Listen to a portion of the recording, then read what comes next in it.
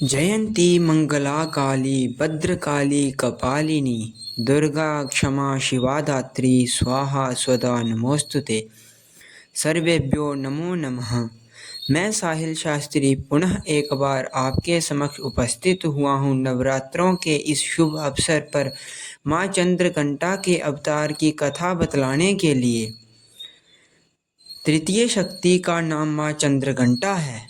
नवरात्रों में चंद्रघंटा का पूजन तृतीया तिथि को किया जाता है। तृतीया तिथि 5 अक्टूबर को 5:32 से लेकर 6 अक्टूबर को 7:49 तक है एवं अमृतकाल 11:41 से 1:28 तक रहेगा। माँ चंद्रघंटा का अवतार दैत्यों के नाश के लिए हुआ था। माँ दुर्गा का यह अवतार परम शक्तिदायक और कल्याणकारी है। इसलिए कहा जाता है कि हमें निरंतर उनके पवित्र विग्रह को ध्यान में रखकर साधना करनी चाहिए। उनका ध्यान हमारे इहलोक और परलोक दोनों के लिए कल्याणकारी है और सद्गति देने वाला है। माँ चंद्रघंटा के मस्तक पर घंटे के आकार का अर्धचंद्र है, इसीलिए इस देवी का नाम चंद्रघंटा पड़ा। माँ चंद्रघंटा का रंग सोने से बहुत चमकीला है एवं इनकी 10 हस्त हैं। सिंह पर सवार इस देवी की मुद्रा युद्ध के लिए उद्यत रहने की है। माता चंद्रघंटा के अलावा माँ को चंद्रखंडा, चंद्रिका, रणचंडी के नाम से भी जाना जाता है। ऐसा माना जाता है कि माता अपनी कृपा और साहस से लोगों को पुरस्कृत करती है।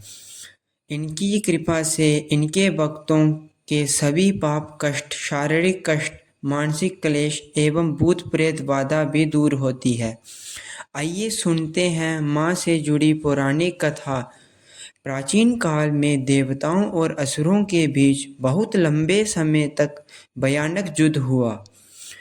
इस दौरान असुरों का राजा महिषासुर और देवताओं के स्वामी इंद्र जी थे। युद्ध में असुरों की जीत हुई और महिषासुर ने देवलोक पर विजय प्राप्त करके भगवान इंद्र का सिंहासन हासिल कर लिया। महिषासुर ने इंद्र, सूर्य, चंद्र और वायु समेत सभी देवताओं के साथ उनके अधिकार भी छीन लिए। स्वर्ग से निकाले जाने के बाद सभी देवता इस समस्या से निकलने के लिए त्रिदेव ब्रह्मा, विष्णु, महेश के पास गए। वहां जाकर सभी देवताओं ने असुरों के किए गए अत्याचार एवं उनसे छीने गए सभी अधिकारों के बारे में भगवान को बतलाया। देवताओं ने त्रिदेव को बताया कि महिषासुर के अत्याचार के कारण स्वर्ग एवं पृथ्वीलोक पर भी विचलन करना असंभव हो गया है। तब यह सुनकर भगवान ब्रह्मा, विष्णु, महेश क्रोधित हो उठे।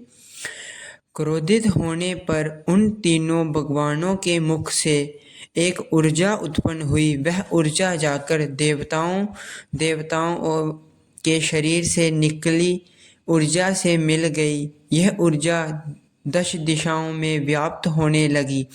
तभी वह एक कन्या उत्पन्न हुई। तब भगवान शंकर ने उस देवी को अपना त्रिशूल भेंट किया। भगवान विष्णु ने चक्र प्रदान किया। इसी तरह सभी देवताओं ने माता को अस्त्र शस्त्र देकर सज दिया।